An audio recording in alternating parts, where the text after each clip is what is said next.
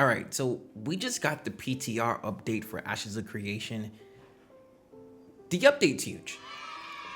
This is not cult, this is not hype, it's genuinely pretty big. And it's looking like this is gonna be a significant time for Ashes of Creation because of the rogue and naval and sieges and so on and so forth. And I think this is gonna continue to happen because we are in alpha. For example, I'm sure something is gonna come along with the summoner as well as we continue to move on and forward. So let's check out the updates and let's see how Ashes of Creation continues to evolve. All right, PTR update notes 0.70. Highlights. Rogue archetype is now available. Okay, so we've been waiting for this probably since the beginning of phase 2, to be completely honest with you. We were waiting for the rogue back in like December because we thought it was coming in January, and now it's the end of March. Things happen, that's completely fine.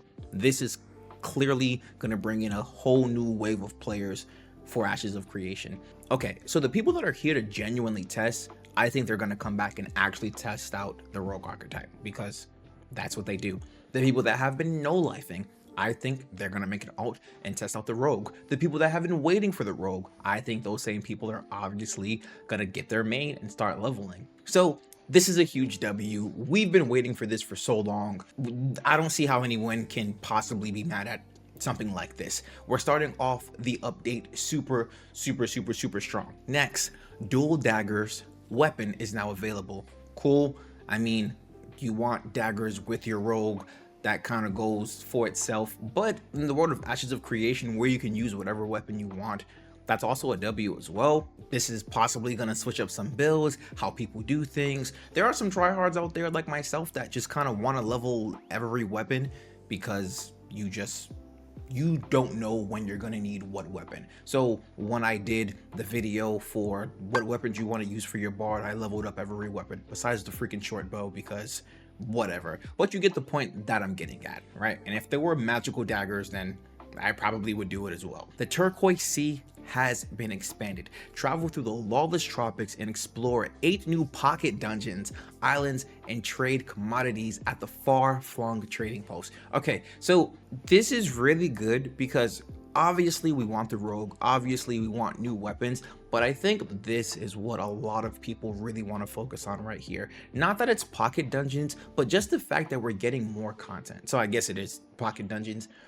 But just the fact that we are getting more content, pocket dungeons, islands, trade commodities, that's huge. That's great. I love that. It's going to give people more things to do. Even if you get on and you run through all of the pocket dungeons, no one can sit here and say out of their mouth that Intrepid isn't trying to provide content. I know that's been a big part of conversation where it's like, oh, like there's not a lot of content. There's not a lot of content. We're getting some updates pretty frequently. If you remember back in phase 1, right? Dude, we were getting almost, now obviously they weren't daily updates, but that's what it really felt like. They were just dropping update after update after update after update. And I think that's what really gave the player base a lot of faith in Intrepid. And this was just a few months ago. So the fact that we're continuously getting some pocket dungeons because we just got some a while ago within phase 2, right? So that's lit. We like that.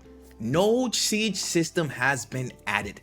Bring your friends, your mama, your daddy, and slay your enemies in an epic 100v100 battle for nodes. All right, so this is what the streets have been talking about. This is lit. We're talking Bloods versus Crips. We're talking the left versus the right. Okay, I'm joking. I'm probably gonna cut that out. They're eating the dogs, the people that came in. They're eating the cats. They're eating... Whoa, it's packed with some stuff. We are talking good stuff here. This is what I'm talking about. This is great. This is great. I think a lot of people are gonna want to test this out. Now, I don't know if a lot of people are gonna want to come back and continuously spam this event, right? Because I don't want to say it's similar to Node Wars where you're like, all right, we kill each other, then we're getting the relic, we're doing the activity, we're doing the objective.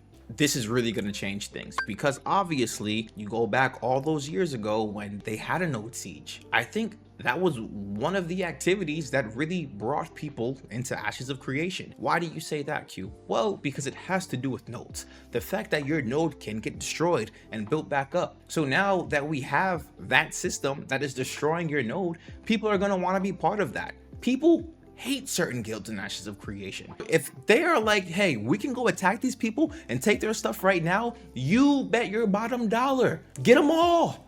Get them all. Get them out of here. They're going to want to do that. So I'm hyped for that. I'm 1000% going to be participating in that, and we got to get into it. Naval system has been added. Visit the harbor master to purchase a ship and use it to navigate the high seas. Now, obviously the PTR is under visual NDA. I have done this.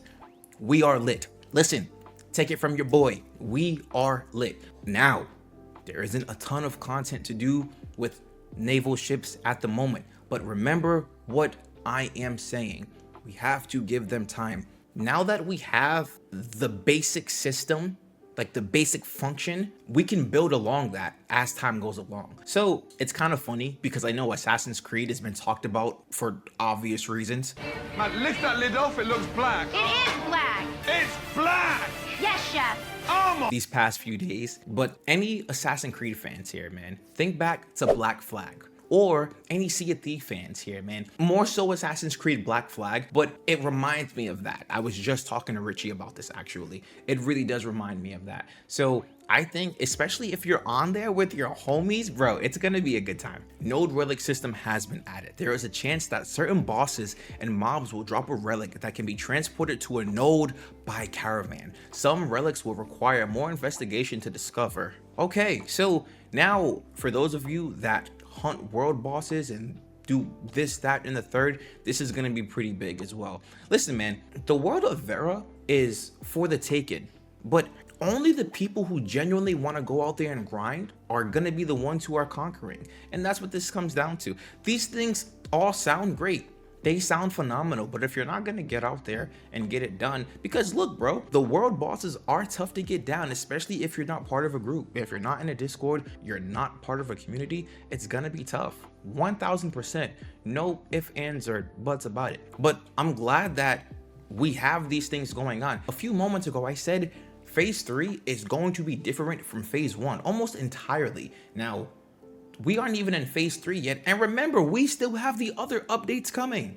Freeholds have been added to the Sand Squall Desert. Now, obviously, this is pretty cool because we were at our max. People want freeholds. This isn't a bad thing. They're gonna add more eventually, but obviously, there's still a competitive feature in the game. Right? Ranger archetype changes. I'm gonna be honest with you, we don't care about that. We don't care about that. You might care about that, but if it's not the bard, I don't care about that. I'm gonna keep it a stack with you. We don't care about no freaking ranger. We want the bard. We added a simple item search filter to the player marketplace. This is just a small quality of life improvement, and we will continue developing features to enable trade. This includes enhancements that occur based on node level and the future arrival of the player-driven auction house. We will continue observing, playing alongside of you, and listening to your feedback in order to make Ashes of Creation the game we all want it to be.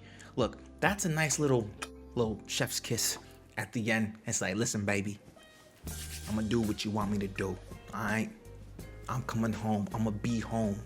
Before the lights come on in the streets, I'm gonna be home. That's what this is. So I feel pretty good. Now, those are the highlights for everything. We can sit here and go into depth. So for like the ranger archetypes, all jokes aside, man, that is pretty cool. Like obviously the bard can't always be updated, but the fact that the ranger is getting updated, because to be honest, the ranger has needed some love for a while.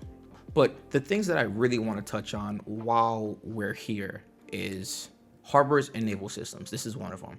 Harbor buildings have been added to the new Turquoise Sea area. Caravel ship has been added. The ship is intended for about 8 characters. Yep, potion launchers on caravel ships can be used to attack and destroy other ships and caravan rafts. Nice. Visit the harbor master to purchase a ship. Yada yada yada. Harbors is where characters are able to launch ships. Construction time for ships is 2 minutes before they become operational. Docking ships at harbors. Characters can dock their ships When they're in range of a harbor, a ship can only be deployed from the same harbor where it was docked. Okay, so I feel like that's pretty straightforward. I don't think anything here is like mind-blowing or caught us off guard. Rogue archetype is now available. New dagger weapon is now available. Cool. Lawless tropic zone. Okay, new pocket dungeons. Name of these new dungeons are Moltrock's Fall, The Brig, Ruins of Showfire, Far Fathom Caves. Bro, I'm not reading these Da Vinci Code names. What are we on here, brother? Ranger archetype. Okay, new ability, new ranger ability, new ranger archetype resource. Bro, reading this is gonna upset me. Node siege system. Siege declaration banners can now be crafted and a siege declared against any node that is a tier 3 village level or higher. Nice. Once a node siege is declared, it will be queued to happen during the next 8 p.m. server time primetime window. Cool. Nodes and wars. Node relic system has been added. There's a chance that certain bosses, we talked about that. Once delivered to a node, the relic will appear in the node relic inventory and provide a buff to the node in or the node's zone of influence. That's going to be pretty huge. Throughout the relic management menu, a mayor can activate or deactivate relics. Can you imagine if your mayor's like, you know what? I don't like any of you. No buff. Just turning it off. War deck changes. Guild leaders and mayors now have 3 charges to declare wars and node wars. Takes 18 hours to replenish 1 war deck. Charge, so choose wisely. Node wars now supports war camp, home shrine, nearest attuned shrine as respawn options. Economy and artisanship. Marketplace has now a search filter. We talked about that. Yep, and that's the update. And I'm going to continue to say this yet again. This is what I mean when I say we have to give them time. I understand phase 2, not that it was a doozy, but this is our first really significant fall off. We didn't really have it in phase 1 because it was weekend testing. So to me, it was almost like people got as much as they could whenever they could. Now we're kind of spoiled, so we're playing almost as much as we want, right? We got to see the fall off here. So now we have something that's almost gonna revitalize the love for Ashes of Creation. You get what I'm saying? But either way, what are your thoughts on the updates coming to Ashes of Creation? Please let your boy know in the comment section below. All right, I'll talk to you guys soon. Take care. It's black! Yes, chef. Oh my